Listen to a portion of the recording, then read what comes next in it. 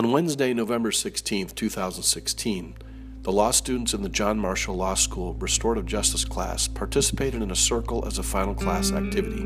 Each of the speakers in this video was a student in the class.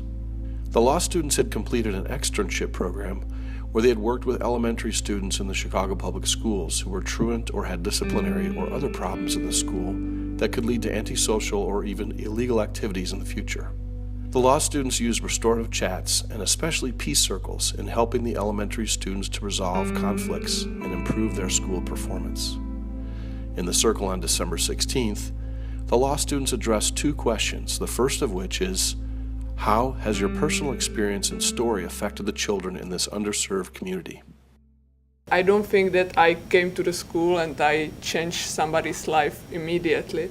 I just think that me appearing or reappearing there every week might make a little difference. So maybe for the kids sometimes it's really just important that somebody meets them, somebody listens to them, somebody tries to understand them, not to judge them, and for them to see that somebody tries to help them. And if I really should think of what I personally could bring, then for me it would be probably the diversity and another viewpoint, because I'm not from the USA, I'm from the Czech Republic. I remember the first 2 weeks when I was there, a lot of the sixth graders were saying that they've never met a Vietnamese person, some of them haven't even met an Asian person. So in a really racially segregated city, I think it's important to talk transracially among different classes, and then coming from a place of privilege, it's important for me to listen to these children and not interpose my views, and them to know that that's the case, so they're able to they're able to be comfortable to have these discussions in other kinds of forums later on in their lives. Starting the restorative justice program, I didn't know what to expect here at Marshall. I didn't know if I'd just be going into a school and I'd be sharing superficial stories, but today in our circle we spoke about feelings. And when I made the statement that the way I grew up, feelings, what are you crying for? A lot of those kids were nodding their heads, relating to how my parents instilled a sense of strength in you so others will never see your weakness, and basically telling them that it's okay to show your different emotions. I think that my personal experiences have affected the children just through our conversations. Some of them can get really deep really quick, just by asking what happened with their day, and then somebody discussed how one of their cousins was killed, and then for a moment you almost don't know how to react to that. And then I realized, well, I guess I do know how to react to that, or I have had a similar experience. Just to know that somebody has passed away through gun violence, or just passed away, period, is something that you're going to experience in your life, but what you do after that is what's important. My experience of knowing that I was probably their age when something similar happened to me, and them hearing that from me, probably let them understand that they're not alone. I remember one time one of the boys shared that his uncle, I think, was shot and was killed. And I told them that in the country where I'm from, it's not common that people have guns, because we have fairly strict gun law. And they were so surprised. It was like they couldn't even imagine that it's not like that everywhere, that gun violence is not daily part of people's life. So I hope that with this, or knowing this, they are more open, that they could think about, they might also change things themselves once they will grow up. One student told us about how he had been at a grocery store and there was just a drive-by shooting 5 minutes after he left. And another one told us about how we can't take boxing lessons because his father had been held up in this neighborhood next door to his, and it's just that could no longer happen anymore. But individually, we can do better even within this unfair system, and that's, I think, what we've been trying to get at with them. And they've been good, they've been open, and they've been really quite wonderful about sharing, about what their concerns are.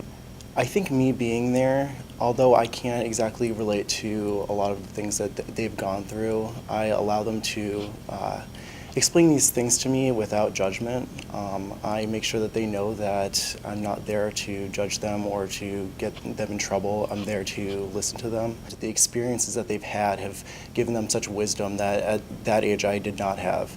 It's been really humbling because I realized my own experiences that I had in school were surprisingly really relevant with what these kids are going through. I've noticed that they're kind of shocked and they tend to actually listen and pay attention to my personal experiences. And this is also a way for me to be able to talk about things that maybe I've never been able to talk about before to a group of people that would be able to understand and relate on such a deep level that maybe nobody else in my life has ever been able to relate to. I am from the neighborhood that for the elementary school that I attend to talk to the students. I actually attended that elementary school, and I believe that I have brought a sense of security to the children, a sense of hope. They now believe that they could be what they think that they want to be. A lot of them are unsure at the moment, but I have had some of them want to be attorneys, so I'm proud about that. When there's a neighborhood that's not as privileged, you really don't have that many role models. So I believe that I'm a great role model for them. I spent most of my summer visiting numerous correctional facilities, and by the end of the summer, I felt completely helpless and just really drained. In these correctional facilities, I think that maybe if there was someone there to listen to them at the time that they were going through these experiences, that the outcome would have been much different, and that they would have felt that they had options and that criminal activity wasn't pretty much their only outlet. The second question was, how have you been affected by restorative justice put to use in the schools and in your own life? Another thing that I've learned through this program is how unfair the state of Illinois is when it comes to underprivileged individuals, people of color, or people who don't live to a socioeconomic class. And it bothers me because a lot of these people are the individuals that need the most assistance, need the most attention. It doesn't matter where you grow up, who your family is, what your brother did, how people view you. That does not define you. It does not determine what you can be in life, but instead you prove everyone wrong. What I've been through doesn't really define me. I've actually relived my truth working with these kids because it makes you put a lot of things into perspective. So the program here at John Marshall, like I said, it's a program that needs to be in several law schools, because I think before any of us become attorneys, we need to be sensitive to different areas of life that we weren't previewed to see. So For me, it is a great privilege to be part of John Marshall Restorative Justice Program. It is the first time in law school that I'm actually exposed to real world and the world of less fortunate people. I think it made me question what I've learned so far at law school. And it just makes you think about each and every person as an individual who has his or her qualities, who might have some also like shortcomings. But I think what we are usually taught is that law is something mechanical that you just apply. That's a rule and you apply it to the individual case. But what's somehow forgotten is that each and every case is different. This class, it's dragging us down from our studies, our sort of theoretical work in this, and it's saying, no, this is what is actually going on. This is how what it's doing to these neighborhoods and to these kids, and it's for me at least, it's instilling a sense of we can do better. We are not. There are some really terrible things that are happening in these communities in Chicago, but as future practitioners of law, we can choose to make the system run better. This experience has been really eye-opening for me, particularly in my work. with the state's attorney's office. I'm given different cases every week, and there's always a slew of negatives about different defendants, and you're told, to have at it with all these negative things about these individuals. And I find myself, when I'm reviewing some of these reports and discovering things like that, I'm finding myself wondering, like, what else? Because everybody has a story. So, and I know there has to be more to these defendants than these negative things that I'm given every day, or the negative things that I'm told to work with. Through this restorative justice program, it's kind of broadened my whole spectrum on the justice system and how it affects everyone, not just the attorneys, not just your specific client, but all clients. I went to law school because I knew that there were problems that I wanted to solve. I don't think anyone's going to be able to solve problems until they're fully educated on what those problems are. And so to be in this program and being able to hear from the people directly who are being treated unjustly by the justice program, it's allowing me to become a better law student and hopefully become a better politician and a better lawyer later on. I actually had no idea what restorative justice was until, 2 months ago when this semester started.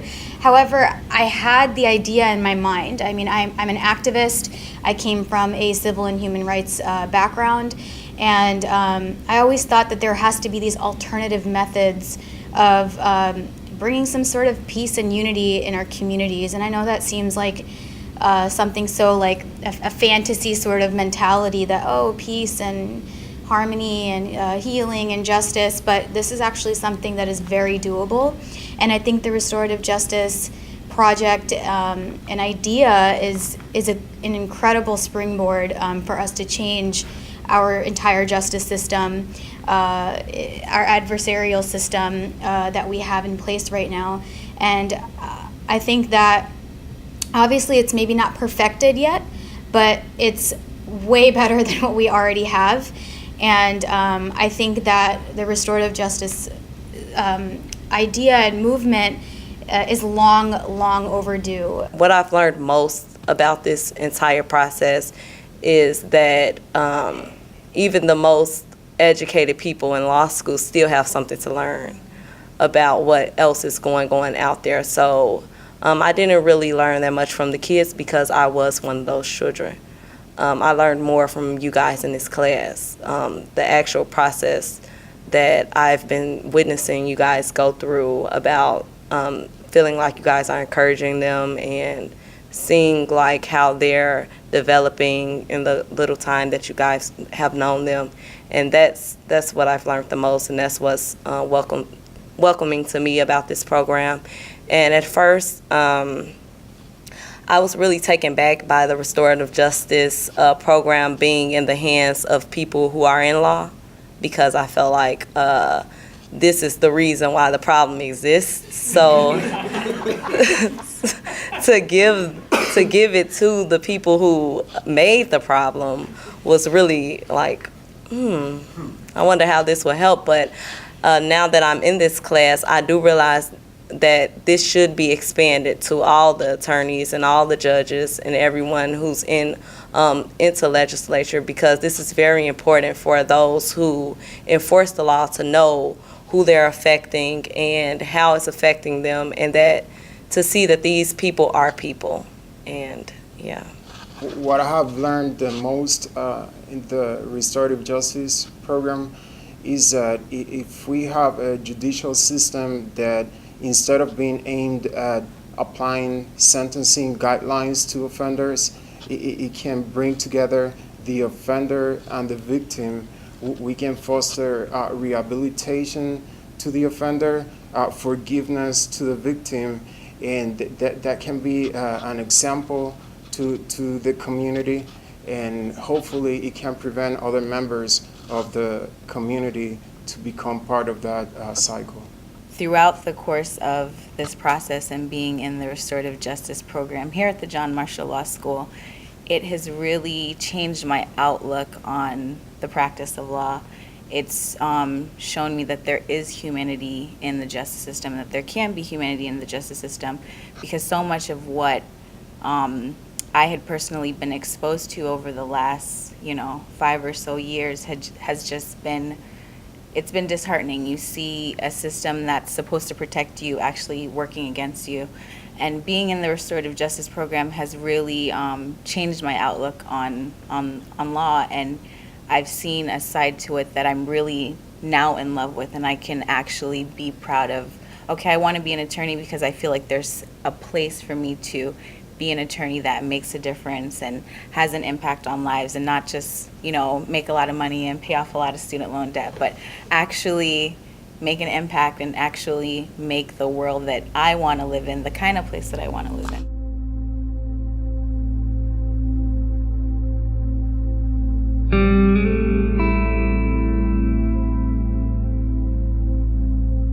Merci beaucoup. Gracias. Gracias. Shukran. Děkuji.